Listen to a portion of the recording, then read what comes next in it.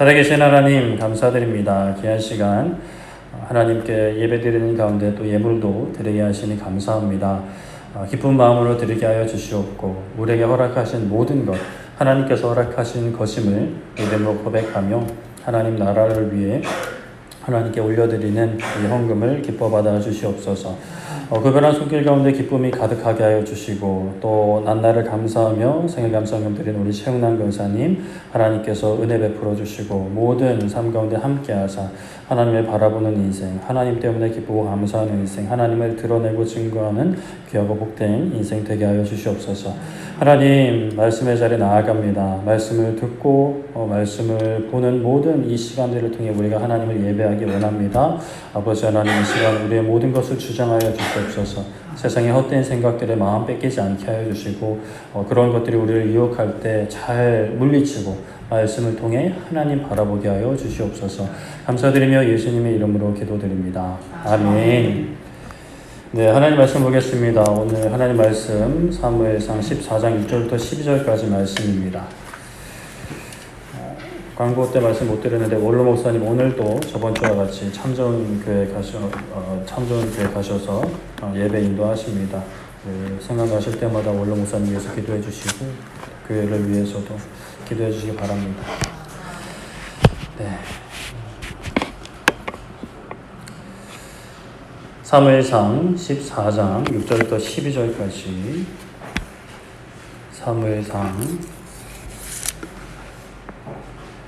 사무엘상 14장 6절부터 12절까지 말씀 한 절씩 교독하도록 하겠습니다.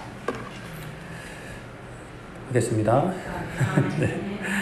요나단이 자기의 무기를 든 소년에게 이르되 우리가 이 할례 받지 않은 자들에게로 건너가자.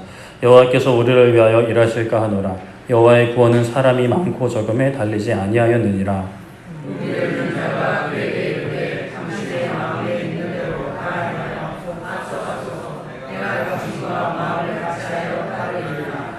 요나단이 이르되 보라 우리가 그 사람들에게로 건너가서 그들에게 보이리니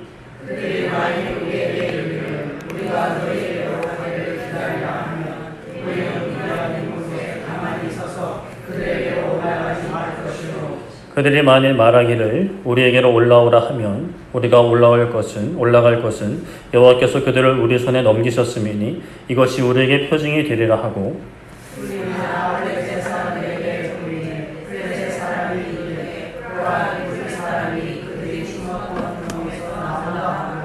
그 부대 사람들이 요나단과 그의 무기를 든 자에게 이르되 우리에게로 올라오라 너희에게 보여줄 것이 있느니라 한지라. 요나단이 자기의 무기를 든 자에게 이르되 나를 따라 올라오라 여호와께서 그들을 이스라엘의 손에 넘기셨느니라 하고.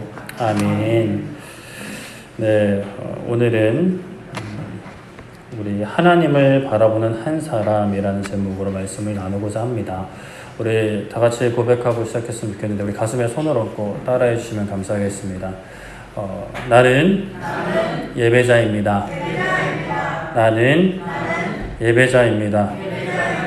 하나님만 바라보기 원합니다.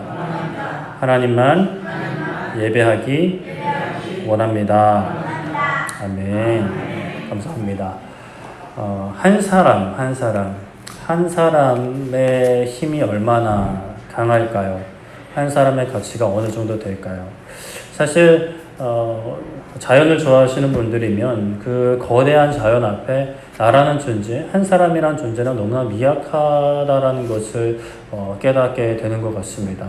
저 망망대해 바다를 바라볼 때 정말 저 기암 절벽이 보이는 산들을 바라볼 때 그 가운데 내가 있게 되면 참 찾기도 어려울 만큼 어떤 그런 GPS 장치가 있지 않는 한 정말 많은 사람들을 동원한다 하더라도 찾기 힘든 그런 나는 너무나 미약한 존재처럼 느껴지게 되는 거죠. 실제로 우리 한 사람이 지금 이 땅에서 오늘 밤에 이 세상을 떠난다라고 할 때에 글쎄 우리 가까운 사람들 특히나 가족들은 정말 마음 아프고 그 한평생을 가슴에 묻어두고 살아가겠지만 그러나 사실 이 세상 전부를 놓고 보면 우리 한 사람 있으나 없으나 사실은 크게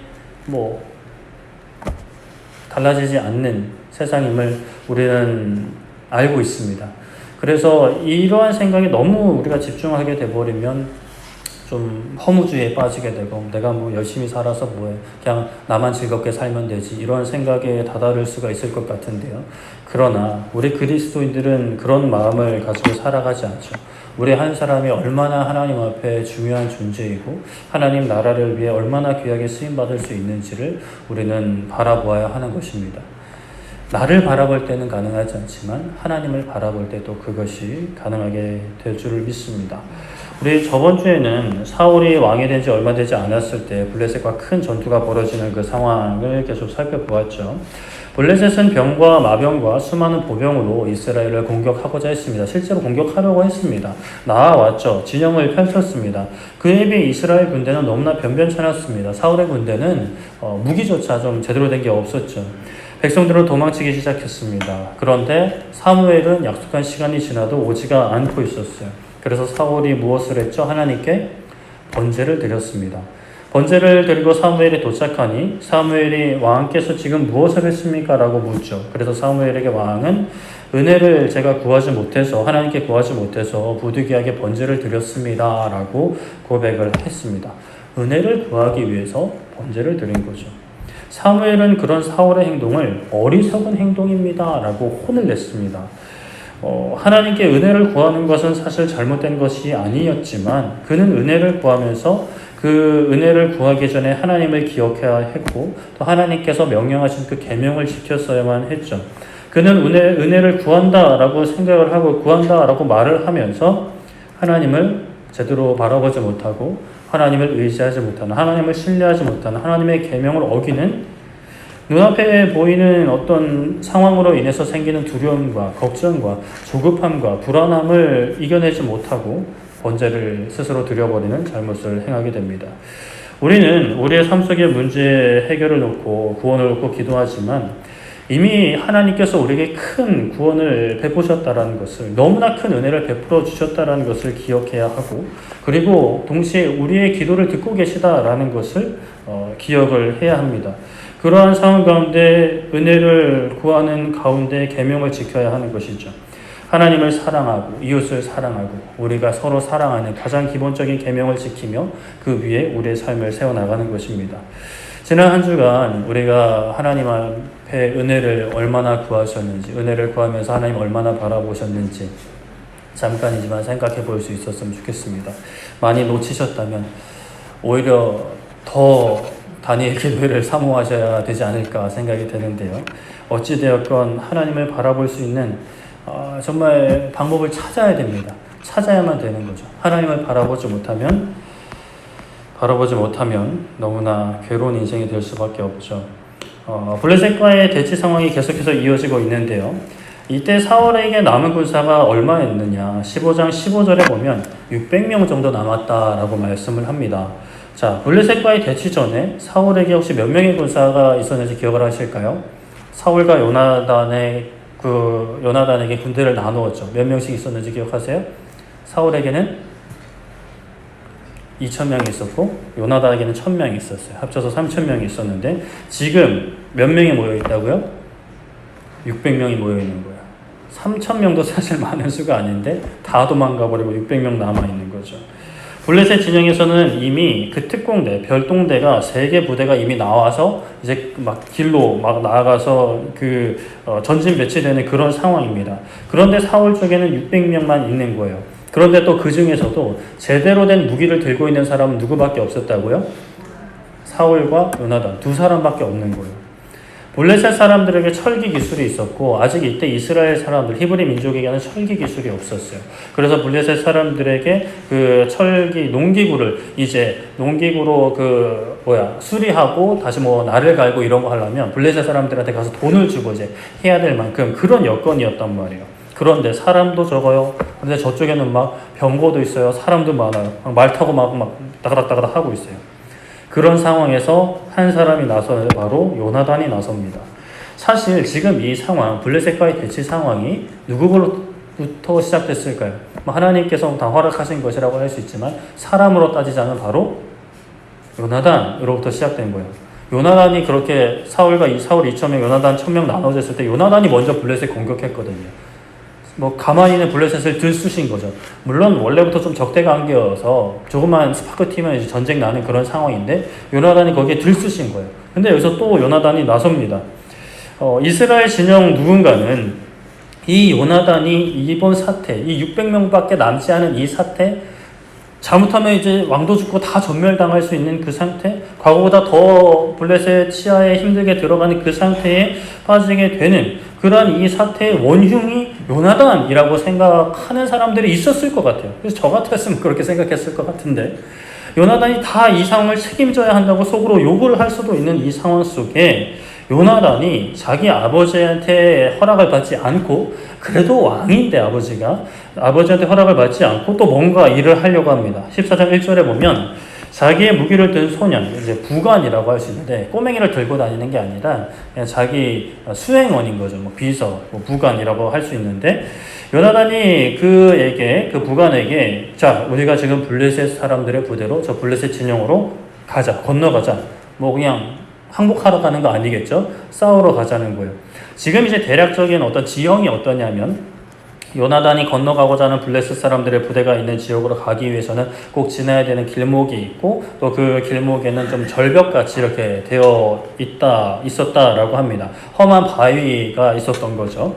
그런 상황에서 요나단이 부관에게 함께 가고자 하는데 뭐라고 이야기하냐? 14장 6절에 보면 요나단이 자기의 무기를 든 소년에게 이르되 우리가 이 할례 받지 않은 자들에게로 건너가자.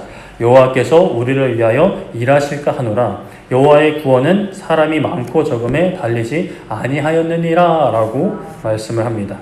이 할례 받지 않은 자들, 하나님의 백성이 아닌 자들, 하나님께 선택받지 못한 자들을 향해 나아가자. 하나님을 대적하는 자들을 향해 나아가자. 하나님께서 우리를 위하여 일하신다면 하나님께서 우리를 구원하실 거다라고 이야기하는 거죠. 그리고 너무나 멋진 표현. 하나님의 구원은 사람이 많고 적음에 있지 않다. 자, 사울은 어떠했을까요?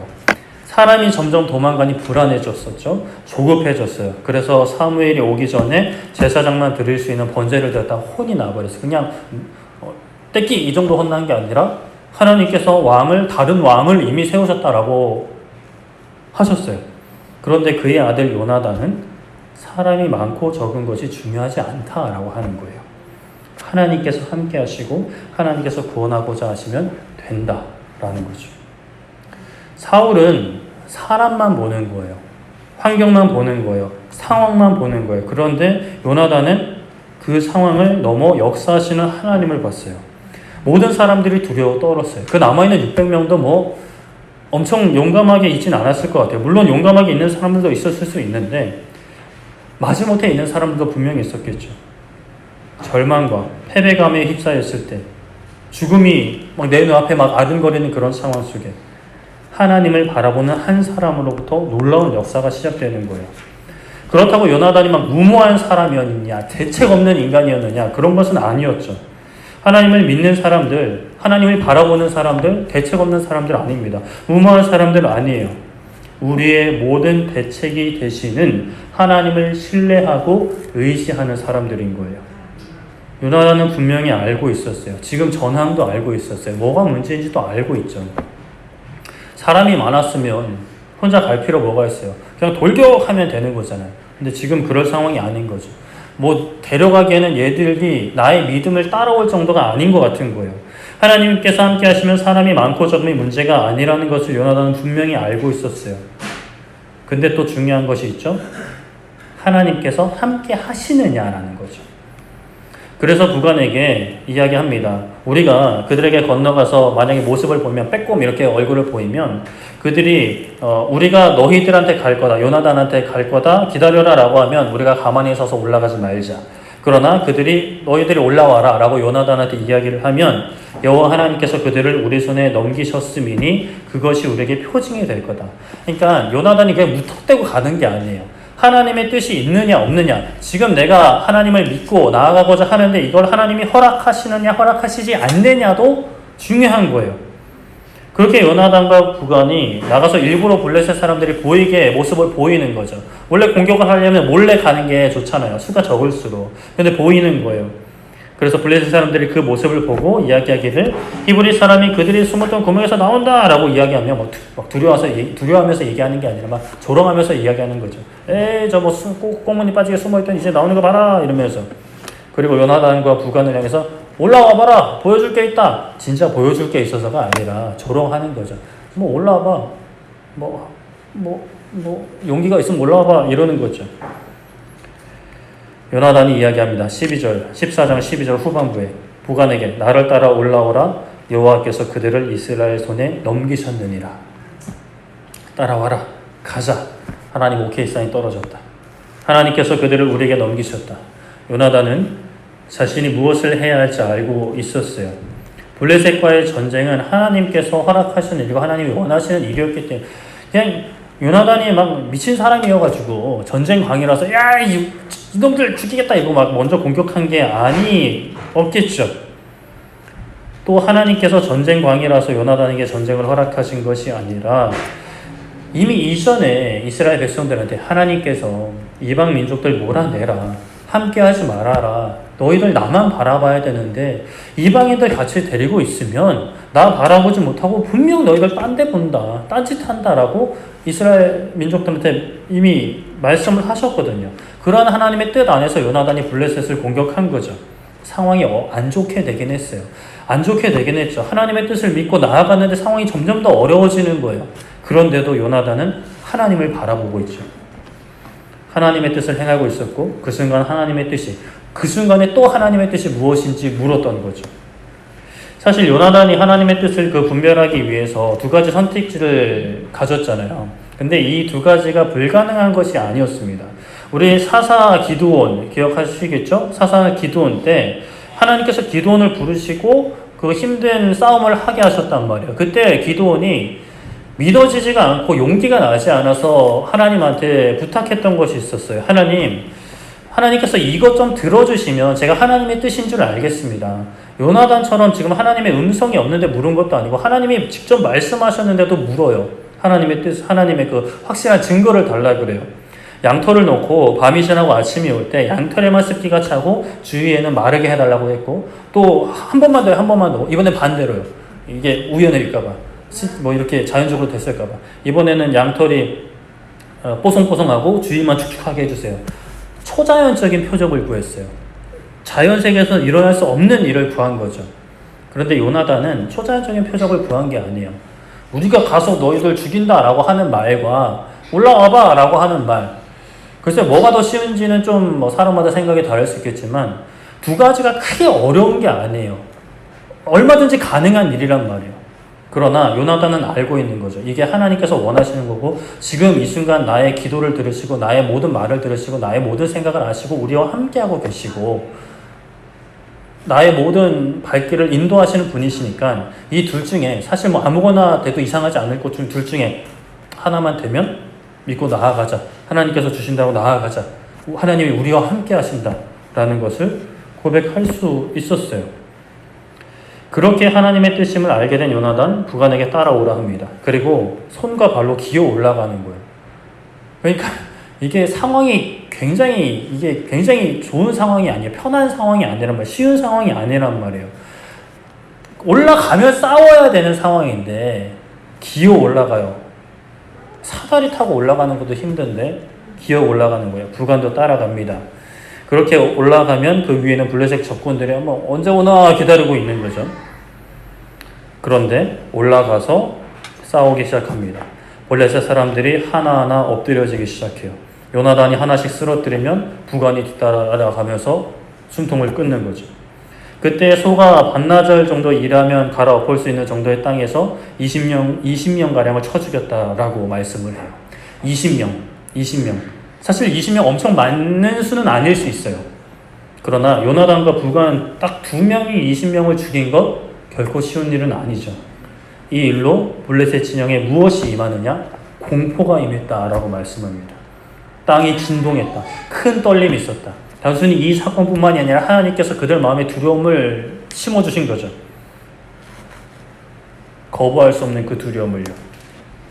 사울 진영에서 파수꾼이 블레셋 진영을 보니 소란스러운 것을 발견해요. 갑자기 평소랑 다른 거죠. 이것들이 왜 갑자기 쳐들어오려고 그러나 뭐 이런 식으로 막 소란스러워지니까 사울이 이것을 전해 듣고 이거 뭔 일이냐? 혹시 우리 무리에서 누가 빠져나간 사람이 있냐? 라고 물어봅니다. 알아보죠. 그랬더니 뭐 점호를 해보니까 요나단과 부관이 없습니다. 아이고 이놈 새끼 또 사고 쳤나? 라고 생각했을지 모르겠어요. 뭐 그런 표현은 없는데, 그래서 사울이 이제 급하게 하나님의 궤를 좀 가져와라 라고 이야기합니다. 그랬더니 막 블레셋 진영의 소동이 점점 커지는 거야.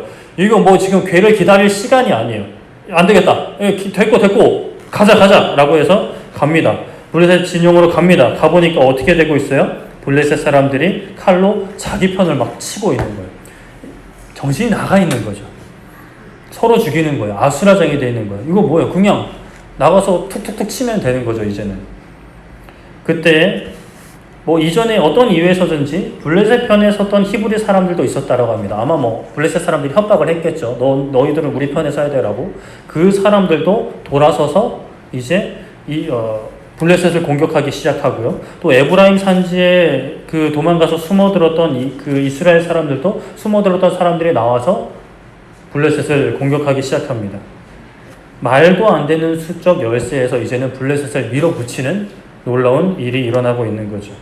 사무엘상 14장 23절에 여호와께서 그날에 이스라엘을 구원하심으로 전쟁이 베다웬을 지나니라. 하나님께서 이스라엘을 구원하셨다. 블레셋의 손아귀에서 건지셨다. 이 일이 누구로부터 시작됐다고요? 한 사람 요나단으로부터. 여호와의 구원은 사람이 많고 적음에 달리지 않았다라고 고백하고 하나님의 뜻을 구하며 전진했던 요나단으로부터 시작된 겁니다. 물론 함께하는 이가 있었죠. 부관이 어떻게 이야기했냐면 또 부관은 또 이런 고백을 했어요. 당신의 마음에 있는 대로 다 행하십시오. 내가 당신과 마음을 같이하여 따르겠습니다. 라고 하는 동역자도 있었어요. 이들로부터 하나님의 구원의 역사가 시작된 거예요. 하나님께서 많은 군대를 보내셔서 사울과 요나단을 지켜주신 것 아니에요. 믿고 전진하는 한 사람을 통해 놀라운 구원의 역사를 이루시고 블레셋으로 하여금 서로 공격하게 만드셨어요. 물론 나중에라도 블레셋이 무너지는 것을 보고 사울과 요나단 편에 돌아왔던 사람들, 숨어 있다가 뛰쳐나왔던 사람들도 그래도 나중에라도 귀하게 쓰임 받았지만 요나단의 그 믿음의 그 한 걸음, 하나님의 구원의 역사에 쓰임 받게 되는 거죠. 한 사람의 힘은 참 미약해요. 사람이 사람 목숨 즐기다라고 이야기하지만 사람이 죽을 것 같으면 너무나 무기력하게 죽어버리는 것이 사람입니다. 이 정말 거대한 세상, 이 대한민국 정치든 남북과의 관계든 러시아, 우크라이나, 북한, 중국, 이 국제 정세 나 하나 할 게 있겠어요. 너무나 미약하고 그냥 무력함을 느끼죠. 나와 다 상관없는 이야기들, 그냥 나만 잘 살자, 우리 가족만 잘 살자 라고 생각하게 되는 것이 현실이지만 우리는 약하지만 나는 부족하지만 그러나 나와 함께 하시고 나를 통하여 놀라운 역사를 이루고자 하시는 하나님께서 계시다라는 것을 우리는 믿고 바라볼 수 있어야 합니다. 하나님께서 이 세상을 관찰하고 계세요. 살피고 계세요.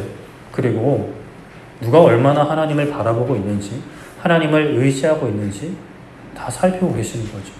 지금도 누가 어떤 마음으로 예배를 드리고 있는지, 어떤 마음으로 하나님을 의지하고 있는지 다 살피고 계십니다. 신약에도 이 놀라운 어떤 역사의 출발점이 된 한 사람이 있었습니다. 사도행전 6장에 보면 사도들과 제자들이 7 집사를 세우는 모습이 등장을 하는데요. 거기에 유명한 집사님, 스데반 집사님이 있었죠. 스데반 집사는 은혜와 권능이 충만하여 큰 기사와 표적을 민간에 행했다라고 말씀을 합니다. 그리고 스데반과 많은 자들이 논쟁을 했는데 스데반은 지혜와 성령님의 감동으로 말하니까 사람들이 당해내지 못하는 거예요. 결국 사람들이 돈으로 사람을 매수해서 스데반에게 누명을 씌워버립니다. 거룩한 곳, 성전과 율법을 거슬러 말한다라고 누명을 씌워버리죠. 이게 유대인 사회에서는 큰 죄니까요. 그렇게 공의의 스데반이 섰을 때 대제사장이 스데반에게 너가 고발당한 내용이 사실이냐, 너가 성전을 더럽혔느냐, 율법을 더럽혔느냐, 거슬러 행했느냐 라고 이야기합니다. 그러자 스데반이 사도행전 7장 2절부터 이스라엘 역사를 그냥 쭉 언급하는 거예요. 뭐 우리나라 같으면 삼국시대부터 막 고려, 막 조선시대까지 쭉 언급하는 거죠. 일제강점기까지. 아브라함을 부르신 하나님으로부터 이삭, 야곱, 요셉, 모세로 허락하신 하나님, 출애굽하게 하셨지만 하나님을 배역하는 우리의 조상들, 그리고 허락하신 성막을 가나안 땅에 가지고 들어간 이스라엘 조상들, 다윗 때의 성전 짓기를 소망하고 솔로몬 때에 짓게 하신 하나님, 그러나 하나님께서 그 성전에 계시지 않고 온 우주에 그 영광이 가득하며 하나의 어떤 이 건물에 거할 수 없는 분임을 선포합니다. 그리고 너희들이 성전에 집착하는 것은 너희 조상들이 같이 성령, 거룩하신 그 영을 거스르고 과거 우리의 조상들이 선지자를 해쳤던 것처럼 그 선지자들이 예언한 오실 그리스도, 오신 예수 그리스도 의로운 분을 너희가 해쳤다. 너희가 지금 나를 성전을 더럽혔다고 고발하느냐? 아니, 너희가 성전을 더럽히고 있고 너희가 오히려 율법을 거스르고 있고 선지자들의 그 예언된 그 말씀을 거스르고 있다. 너희들이 그 말씀이신 예수님을 죽였다. 라고 오히려 그냥 면박을 줘버리는 거죠. 스데반이 그 말을 듣고 사람들이 반박을 못해요. 근데 열은 받잖아요. 보통 그렇잖아요. 말싸움에서 지면 그대로 순복하는 사람들 별로 없어요. 말싸움에 져서 그 말은 못하더라도 막 이는 갈고 있는 거죠. 뭐라 반박은 못하겠고 막 열받아 하고 있는데 그때에 사도행전 7장 55절에 스데반이 성령 충만하여 하늘을 우러러 주목하여 하나님의 영광과 및 예수님께서 하나님 우편에 서신 것을 보고라고 말씀합니다. 그때 때마침 하늘을 우러러 하나님께서 감동이 주셔가지고 하늘을 우러러 보는데 영안을 여시고 하나님께서 영광으로 계시고 예수님께서 보좌 우편에 계신 것을 보게 되는 거예요. 요나단이 하나님을 보고 의지했던 것보다 그 사울의 아들 요나단이 하나님을 보고 의지했던 것보다 이건 뭐 진짜 말 그대로 눈으로 보게 되는 거죠. 영안으로 보게 되는 거예요. 더 분명히 하나님과 예수님을 보게 되는 거예요. 상황을 보는 것이 아니라 역사하시는 하나님을 보며 하나님의 뜻을 묻고 전진했던 요나단으로 인하여 놀라운 하나님의 구원의 역사가 이 스데반을 통해 일어납니다. 어떤 일이 일어났죠? 어떤 역사가 일어났죠? 스데반이 이야기를 해요. 너무 감격스러웠겠죠. 내가 하나님과 인자가 즉 예수님이 하나님 우편에 서신 것을 본다라고 이야기합니다. 어떠한 구원의 역사가 일어났을까요? 사람들이 소리를 지릅니다. 귀를 막고 달려듭니다. 스데반을 끌어내서 성 밖에 던지고 돌로 칩니다. 그렇게 스데반은 돌에 맞아 죽습니다. 그때 당시나 예수님 때나 유대인들이 그 사람을 죽일 권한이 없었어요. 그래서 예수님을 죽이고 싶어도 빌라도에게 고발을 하고 막 죽여주세요 라고 막 난리를 쳤던 거예요. 근데 지금 스데반은 어떻게 해요? 총독에게 끌고 가요? 로마군에게 끌고 가요? 아니에요. 눈 돌아버린 거예요. 그냥 미쳐버린 거죠. 그런 거 다 상관없어. 지금 우리가 로마 제국의 지배를 받고 있다 뭐 이런 거 지금 눈에 안 보이는 거예요. 지금 당장 죽여야 된다라는 생각이 가득해서 끌고 가서 그냥 짐승도 그렇게는 안 죽일 텐데 돌을 던져 죽입니다. 유대인들에게는 하나님, 그 신성 모두 그냥 가장 강력한 죄를 지은 사람들을 그렇게 이제 죽이는데 스데반 집사님, 하나님을 본 스데반 집사님을 이렇게 죽이는 거예요. 그리고 그때 무슨 일이 일어났냐? 그날에 예루살렘에 있는 교회에 큰 박해가 일어났다. 사람들이 스데반을 죽였잖아요. 눈이 돌아갔잖아요. 분이 안 풀리는 거예요. 어떻게 했겠어요? 이 스데반 이 동료들, 이 예수 믿는 인간들 끌어내라! 라고 했겠죠. 그리고 뭐 열심히 믿는 사람들 다 집집마다 돌아다니면 예수님 믿어 안 믿어? 너 예수 그리스도인이 아니야. 너 예수 제자야 아니야. 아니야? 뭐 이렇게 그러고 나가고 뭐 이렇게 막 일단 끌어내는 거죠. 눈이 돌아가서 예수님을 믿는 사람들 잡으러 다닙니다. 그래서 어떻게 되느냐? 사도 외에는 다 유대와 사마리아 모든 땅으로 흩어집니다. 도망치는 거예요. 살기 위해 도망치는 거예요. 집과 모든 것을 내두고 도망치는 거예요. 누구 때문에요? 하나님을 바라봤던 스데반 때문에. 그 스데반 때문에. 하나님을 바라봤던 요나단으로 인하여는 이스라엘에 구원을 주셨어요. 근데 스데반으로 인하여는 스데반 비참하게 죽었어요. 많은 그리스도인들 박해를 받고 도망치는 일이 발생합니다. 이거 어떻게 된 거냐? 자, 우리가 요나단의 상황으로 들어가서 상상을 좀 해볼게요.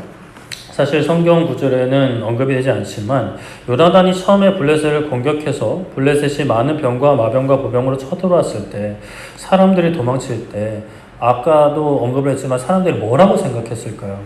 요나단을 뭐라고 생각했을까요? 왕의 아들이 전쟁강 미친놈이다. 블레셋 괜히 자극해가지고 상황을 이렇게 만들었다. 우리는 평화롭게 살고 싶은데 이 무슨 일이냐. 요나단의 부관은 요나단과 마음을 같이하여 함께 하겠다 했지만 블레셋에 소동이 일어났다라는 보고를 듣고 누가 없냐 했을 때 요나단이 없다라는 것이 밝혀지고 또 그것을 들은 사람들은 뭐라고 했을까? 또 사고 쳤네 라고 생각하진 않았을까요? 사울이 블레셋 진영으로 돌겨! 우리 일어나 빨리 무기도 없지 뭐 일단 챙겨서 가자 라고 했을 때 연장 챙겨라 라고 했을 때 블레셋이 서로 공격하고 있는 것을 알기 전에 이게 끝났다 이제 이 미친 왕자 때문에 다 죽게 생겼다 라고 생각하는 사람은 없었을까? 뭐 없었을 수도 있죠. 드디어 우리가 블레셋과 싸운다 라고 생각하는 사람이 있었을 수 있는데 글쎄요, 일단 사울부터 그렇게 생각하지 못했어요. 그런데 하나님은 그 요나단으로부터 놀라운 구원의 역사를 이루셨어요. 그럼 도대체 스데반을 통해서는 무엇을 이루셨다는 말인가? 분명히 아까도 제가 언급드렸던 것은 스데반을 통해 놀라운 승리의 역사를 이루셨다라고 말씀을 드렸어요. 뭐가 승리란 말인가? 스데반을 통해 놀라운 어떤 승리의 역사 세 가지를 생각해 볼 수 있는데요. 사도행전 7장 59절과 60절 제가 읽어드리면 그들이 돌로 스데반을 치니 스데반이 부르짖어 이르되 주 예수여 내 영혼을 받으시옵소서 하고 무릎을 꿇고 크게 불러 이르되 주여 이 죄를 그들에게 돌리지 마옵소서 이 말을 하고 자니라. 죽은 거죠. 자, 첫 번째로 스데반이 뭐라고 했죠? 주 예수여 내 영혼을 받으시옵소서. 스데반이 얻었던 첫 번째 승리는 자신의 모든 삶을 자신의 영혼을 예수님께 맡겨드리는 거예요. 이것이 그리스도인들이 오늘날 반드시 쟁취해야 될 승리입니다. 어떤 무엇을 했을 때 받는 상급이 아니라 이것이 승리인 거죠. 우리가 우리의 삶을 하나님께 맡겨드리고 우리의 가족들의 우리 자녀들의 삶을 맡겨드리고 우리의 미래를 맡겨드리는 것, 우리의 영원의 우리의 인생을 맡겨드리는 것이 바로 우리가 얻어야 할 승리고 지금 우리가 누려야 할 승리인 것이죠. 두 번째, 무릎을 꿇고 크게 불러 이르되 주여 이 죄를 그들에게 돌리지 마옵소서. 스데반이 가졌던 승리, 자기를 죽이는 사람들, 자기를 죽이려고 눈이 돌아가서 돌을 던지는 그 사람들을 용서하는 거예요.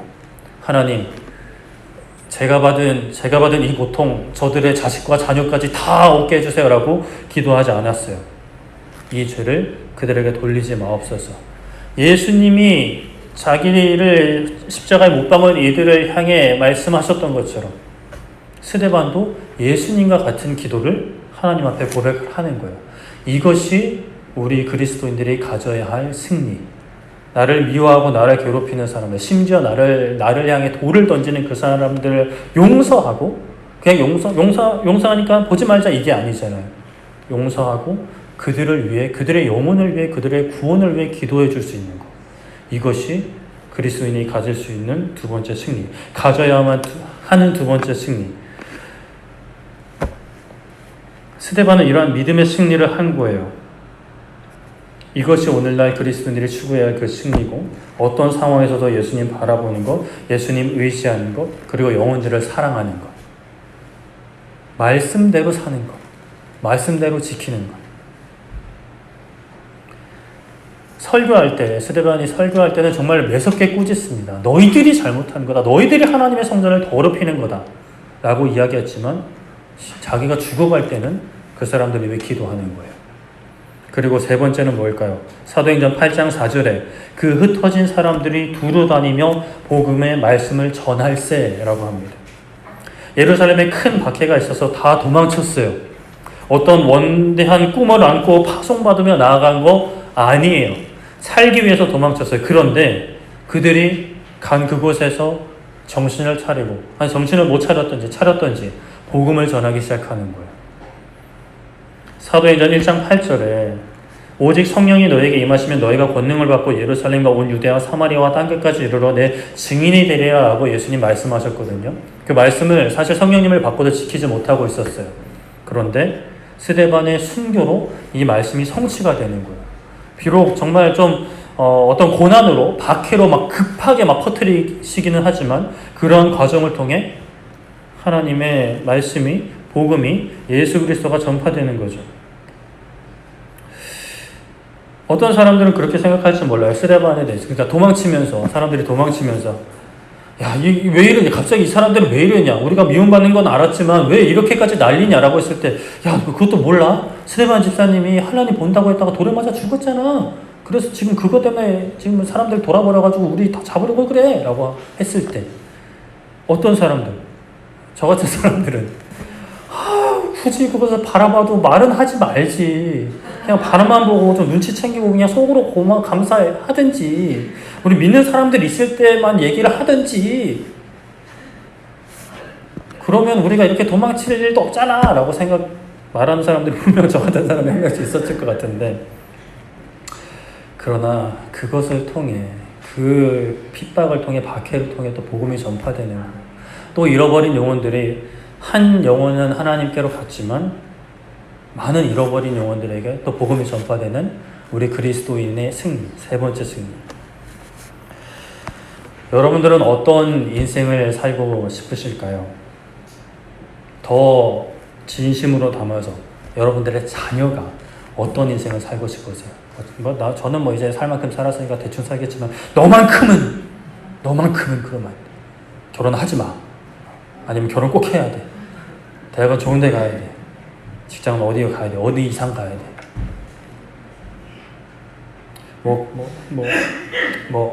그런 것도 있지만 우리 그리스도인이잖아요. 한 사람, 상황을 보지 않고 하나님을 바라보는 그 한 사람. 여호와의 구원은 여호와의 역사는 사람의 많고 적음에 있지 않다. 돈의 많고 적음에 있지 않다. 건강함과 연약함에 있지 않다. 하나님이 하고자 하시면 승리하신다.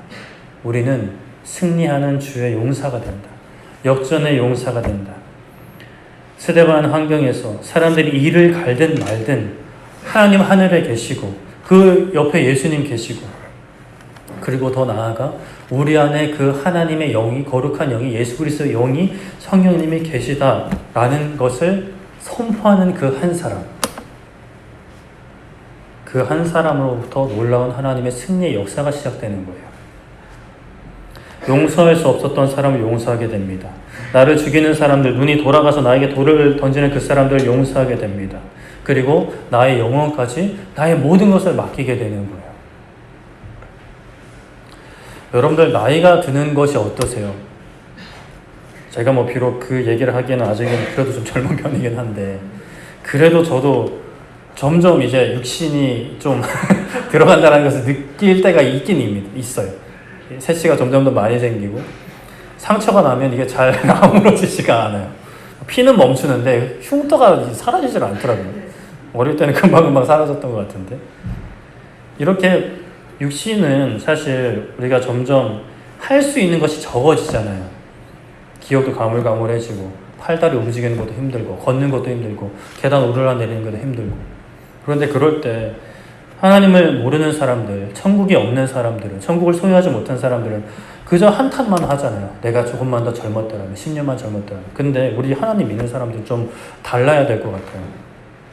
내가 점점 못하는 것이 늘어날수록 하나님께 더 맡기는 거죠. 더 의지하게 되는 거죠. 나의 어떤 한계를 더 깨닫게 되고 그래, 나는 이런 존재지. 근데 이런 나를 위해 하나님께서 십자가 지셨어? 예수님 보내셨어? 지금도 내 안에 계셔? 그리고 이 육신의 허물을 벗고 다시 부활의 몸을 입고 예수님처럼 부활의 몸을 입고 저 천국에 가게 됐을 때 어떤 아픔과 질병과 눈물도 없이 한계도 없이 하나님 얼굴을 배웠고 예수님과 함께 뛰어노는 그날을 더 소망하게 되는 거죠. 우리 믿음의 선배들이 그렇게 하나님 배울 날을 소망하셨으면 좋겠어요. 그래서 우리 젊은 세대들이 기성세대를 볼 때 그래, 신앙이란 그런 거지. 하나님을 믿는 삶이야 그런 거지. 나이가 들수록 너희도 나이 들어봐라. 젊음이 좋다. 이런 말만 하는 게 아니라 너희도 나이 들어봐라. 얼마나 좋은지 아니? 하나님과 동행하는 게 얼마나 좋은지 아니? 천국이 가까워 온다는 게 얼마나 기쁜지 아니? 너가 너의 인생 책임지려고 하지 마. 대학이 너희들의 인생 책임져 주는 거 아니야. 좋은 직장에 책임져 주는 거 아니야. 좋은 집에 산다고 좋은 차 탄다고 성공하는 거 아니야. 진짜 성공하는 거, 진짜 승리하는 거 하나님 바라보는 사람이 승리하는 거야. 하나님 바라보면서 예수님 깊이 생각하는 사람이 승리하는 거야 라고 말로만 보여주는 게 아니라 삶으로 보여줄 수 있기를 소망합니다. 또 한 사람이라고 해서 나만 돼야지 넌 되지 마 이런 게 아니라 우리 다 같이 그 한 사람이 됐으면 좋겠어요. 하나님 바라보는 그 한 사람, 하나님 의지하는 그 한 사람, 하나님 믿는 그 한 사람. 영안이 열려서 실제로 하늘에 계신 하나님을 볼 수 있는 거 너무나 귀한 것이지만 그 꼭 영안이 안 열려도 돼요. 이미 말씀을 통해 우리 하나님 볼 수 있어요. 예수님을 볼 수 있어요. 우리 안에 성령님이 계시다는 것도 어떻게 알 수 있어요? 막 마음속에 막 불타오르는 막 열정, 막 순교를 향한 열정, 선교지를 하는 열정이 가득한 것도 뭐 증거가 될 수는 있는데 우리 안에 성령이 계시다는 걸 어떻게 알 수 있어? 말씀이 그렇게 하고 있으니까. 아 그렇구나. 이미 성령님이 내 안에 오셨구나. 아 오셨으니까 이 성령님을 더 의지하고 내가 순종하면 되겠구나를 우리가 말씀을 통해 아는 거야. 말씀을 통해. 말씀이 그렇게 말씀하시니까. 우리가 위인전이든 어떤 자서전이든 그 책을 통해 그 사람을 알아가게 돼요. 그 사람은 날 모르지만 실제로 얼굴은 보지 못했지만 그 사람이 어떤 사람인지 알게 되는 거죠. 또 TV를 통해 연예인들을 볼 때 그 사람 나 모르지만 내적 친밀감이 생겨서 길거리 가다 보면 안녕하세요 이렇게 되는 거예요. 처음 보는 사람인데. 우리가 하나님과 어떤 친밀감을 가지고 있을까요? 예수님 얼마나 보고 계세요? 실제로 우리가 눈이 뜨여져서 예수님 보지 못했어요. 예수님 음성 귀로 듣지 못했어요. 예수님 그 못자국난 손 잡아보지 못했어요. 하지만 말씀을 통해 보는 거잖아요. 어떤 연예인보다 어떤 위인보다 더 친밀해질 수 있기를 축복합니다. 이 세상을 떠나는 그날에 우리 예수님 직접 보게 될 거예요. 그때까지는 우리 말씀으로 봐도 사실은 충분해요. 굳이 영화를 보고 싶다 하면 기도하세요. 뭐 기도하는 거 나쁜 건 아닌데 근데 이것을 놓치고 기도하면 그거는 신앙의 기쁨을 누리지 못하는 신앙입니다. 군대 간 자녀란 아들이 있으신 분들은 또 그 군대를 한번 보내보셨던 분들 또 뭐 남자친구가 군대에 가 있으면 그 편지를 기다리게 되잖아요. 편지를 보면서 아들을 만나잖아요. 아들을 알게 되고 아들을 보게 되잖아요. 그리고 편지를 보면서 아들이 전역할 날을 기다리게 되는 거죠. 우리는 말씀을 보며 기다리는 거예요. 말씀을 보며 하나님 보시고 또 실제로 보게 될 그날을 기다리는 거죠. 그렇게 하나님 바라봐야 됩니다. 우리에게 주어진 삶 진짜 하나님 바라보기 힘쓸 수 있는 우리 모두 되기를 소망하고 축복합니다. 말씀을 정리하겠습니다. 절망의 상황 속에 한 주의 꽃이 피어납니다. 요나단인 거예요. 믿음의 고백입니다. 여호와의 구원은 사람이 많고 적음에 달리지 않았다. 하나님이 오케이 하시면 이긴다라는 거죠. 그리고 하나님의 뜻을 확인하고 갑니다. 아니 아버지 사울과 왜 그렇게 다를까요? 여러분들 가정의 환경이 어떻든 여러분들이 회사의 상황이 어떻든 또 우리나라 경제가 어떻든 물론 기도를 하지만 사실 그거 크게 중요한 것은 아닙니다. 그 가운데 하나님을 바라보는 그 한 사람은 하나님께 쓰임 받는 거예요. 상황이 어떠하든지 상관없어요. 여러분들이 보고 자란 가정 환경이 어떠하든지 사실 상관없어요. 하나님 바라보면 돼요.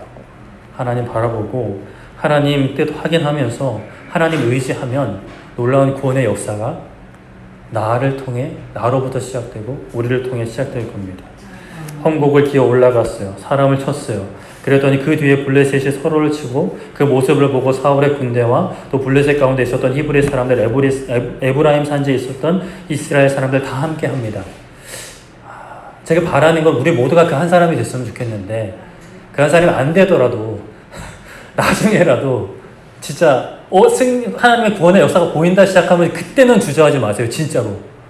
우리 가운데 기도의 역사가 일어나고 부흥의 역사가 일어날 때에 우리의 마음 가운데 다시 하나님을 향한 뜨거운 열망이 다시 생겨날 때에 그때는 주저하지 않으셨으면 좋겠어요.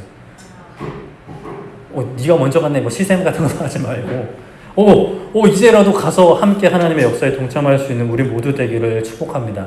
그러나 또 바라는 거는 우리 모두가 그런 어떤 믿음의 선발대가 되기를 소망하고 축복합니다. 또 어려운 말씀일 수 있지만 스데반과 같은 순교의 씨앗이 되기를 축복합니다. 그거 아세요? 우리 주부의 기도 제목에 제가 하나 바꾼 거 몇 주 됐는데, 교회 전체 기도 제목 2번째, 순교자를 배출하고 순교하는 교회 되기. 제가 우리 장로님들 허락도 없이 실었습니다. 아멘이 잘 안 나오죠. 그러나 기도로 심으셨으면 좋겠어요. 스데반과 같은 순교의 씨앗이 될 수 있기를. 하나님을 바라보지 못하게 하려는, 이웃을 사랑하지 못하게 하려는 마귀의 권세로부터 승리하는 그 승리, 구원의 역사를 정말 우리의 삶을 통해 시작하게 되는, 우리로부터 놀라운 부흥의 역사가, 복음 전파의 역사가 시작되게 될 거예요. 우리 교회가 지난 시간 동안 어떤 힘든 시간을 겪어왔든지, 여러분들의 어떤 영적인 침체가 얼마나 오래되었든지 상관없어요. 하나님이 하고자 하시면 하시는 거예요. 메마른 뼈들도 살리셨어요.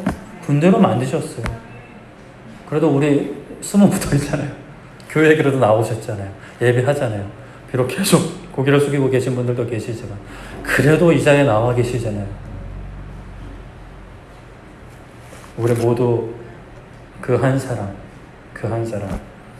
쟤는 왜 저래? 라고 하는 게 아니라 내가 그 한 사람이 되어 우리 모두 함께 달려나가는, 표대를 향해 달려나가는, 그렇게 하나님 바라보는 그 한 사람 되기를 소망하고 축복합니다. 우리 함께 찬양하고 기도했으면 좋겠는데요. 우리 악보집의 23번 말씀 앞에서 경외함으로 주께 홀로 섭니다. 홀로 서는 것도 좋은데 같이 섰으면 좋겠어요. 우리 모두 함께. 그래도 찬양 가사니까 정해진 대로 부르면 홀로 섭니다. 생명의 말씀 읽고 순종하는 삶, 말씀을 통해 하나님 바라보는 삶이죠. 말씀 힘이 있습니다. 우리를 거룩해 하는 힘이 있고요, 우리를 거룩해 하고 정결케 하는 힘이 있습니다. 하나님 말씀에 우리 인생 걸었으면 좋겠어요. 우리 자녀들의 인생도 걸었으면 좋겠어요. 앞으로 우리 노후도 걸었으면 좋겠어요. 말씀을 통해 하나님 바라볼 수 있기를 축복합니다.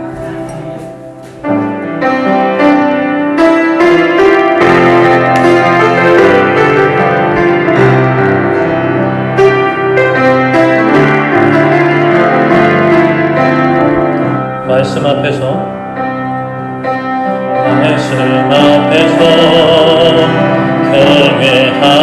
경외함으로 주께 홀로 섭니다. 생명의 말씀 읽고 순종해 주를 예배합니다. 주를 예배합니다. 기록된 말씀, 기록된 말씀 힘이 있어서 진리로 우리 거룩해 하며, 거룩한 말씀 세세 영원히 복음이 되어 말씀하시네. 하나님 말씀에 들어보는 자, 그 말씀에 생명을 거는 자, 한 사람 찾으시는 주님의 약속을 믿어 하나님 말씀에 능력을 거는 자, 순종하며 주 따라가는 자, 영원한 하나님 나라 이뤄갈 주의 교회요, 일어나 말씀 앞에서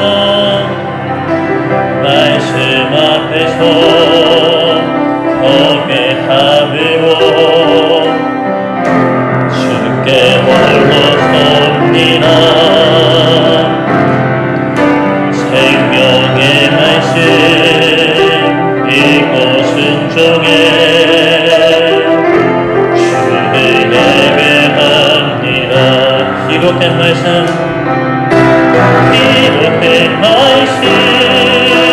임이소서. 진리로 그리 거룩해 하며 거룩한 말씀 세세 영원히 복음이 되어 말씀하시네. 하나님 말씀에 두려웠던 자, 그 말씀에 생명을 거는 자, 한 사람 찾으시는 주님의 약속을 믿어. 하나님 말씀에 운명을 거는 자, 순종하며 주 따라가는 자, 영원한 하나님 나라 이뤄갈 주의 교회여 일어나라. 주 말씀은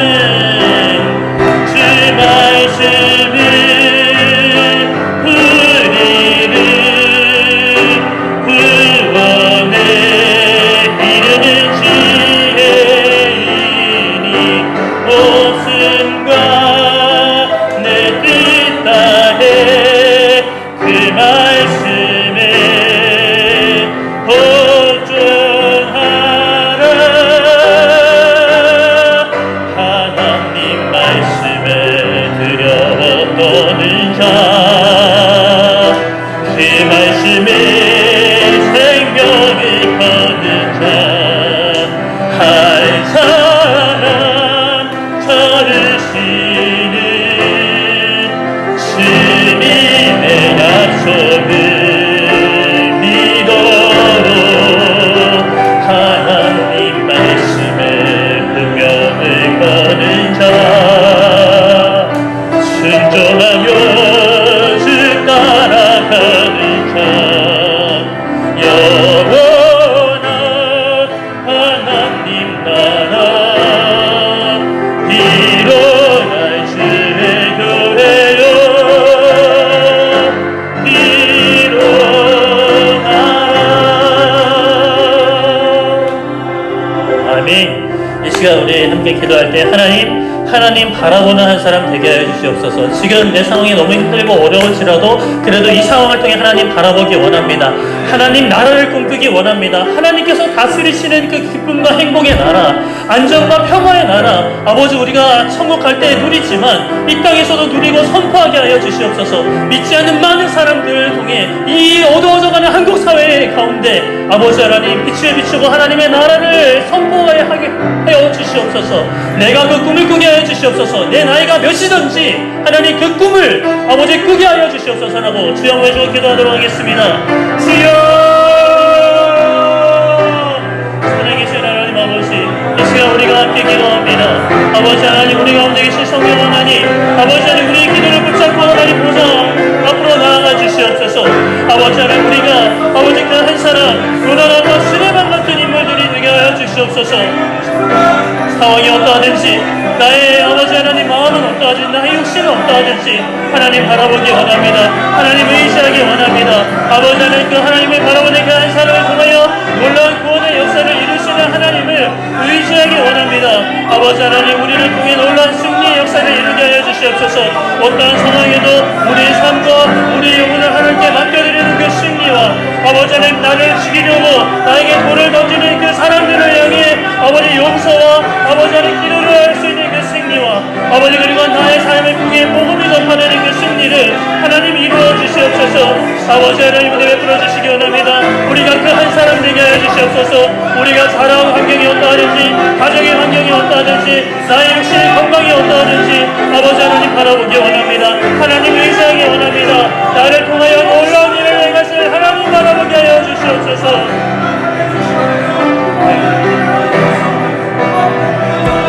그 말씀에 생명을 거는 자, 한 사람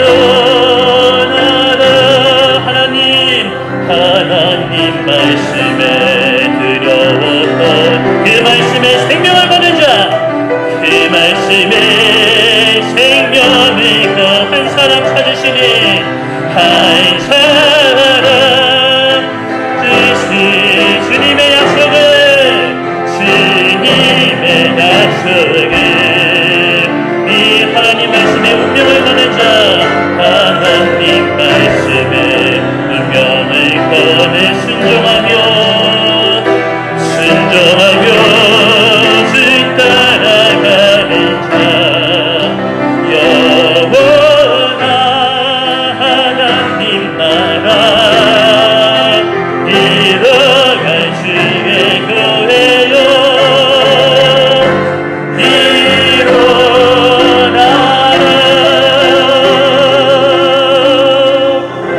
일어나라. 살아계신 하나님 일어나기 원합니다.